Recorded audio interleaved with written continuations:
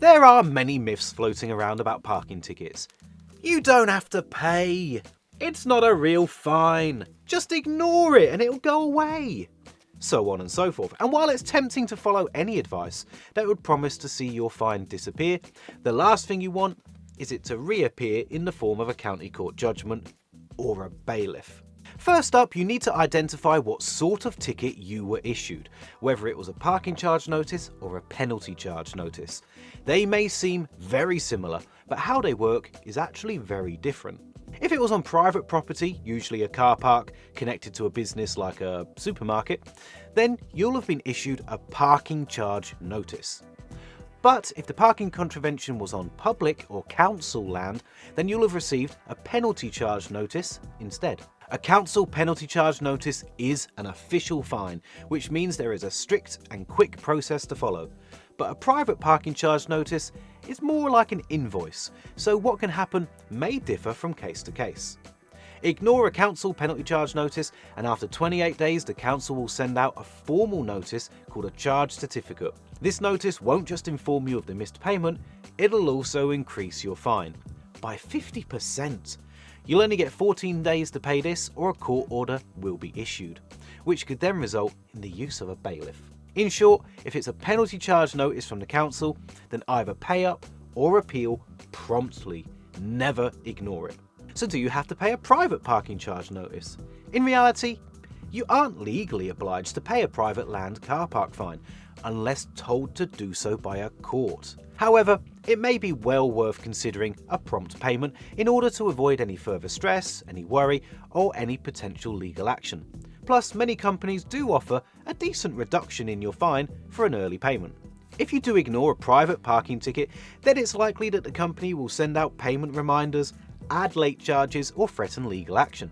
But in reality, there's nothing private companies can do to collect money unless they take you to court. But that doesn't mean you should just ignore a private parking fine.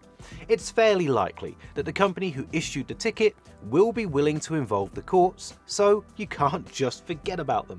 If they do take court action, a judge may make it your legal responsibility to pay, and the fine may become greater due to court costs. You may also be issued with a county court judgment or a court decree in Scotland.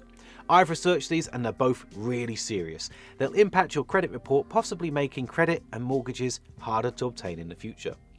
If you then ignore the CCJ or court decree, you'll quickly hear the sound of a bailiff knocking on your door. There is some good news. If you think that your ticket was unfair, then you can appeal against private parking tickets so long as it's from a legitimate company registered with an accredited trade association. Companies not registered cannot ask for your address from the DVLA, which means you'll never hear from them again, unless you write to them attempting to make a payment. If in doubt, you can check if a company is an ATA member by calling the British Parking Association. Beware though, the call's not free. Some online forums advise drivers to ignore not only illegitimate fines, but also to ignore legitimate parking charge notices, suggesting that they just won't take legal action.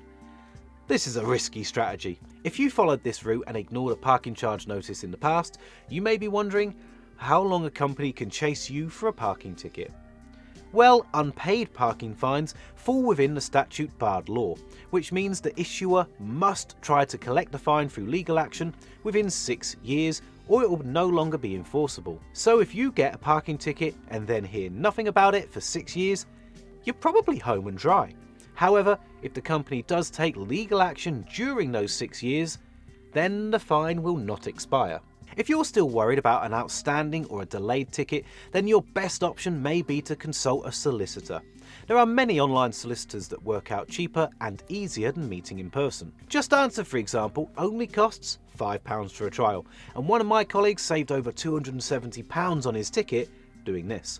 I've linked that offer in the description, and if you use that, you'll also be supporting Money Nerd, so thank you.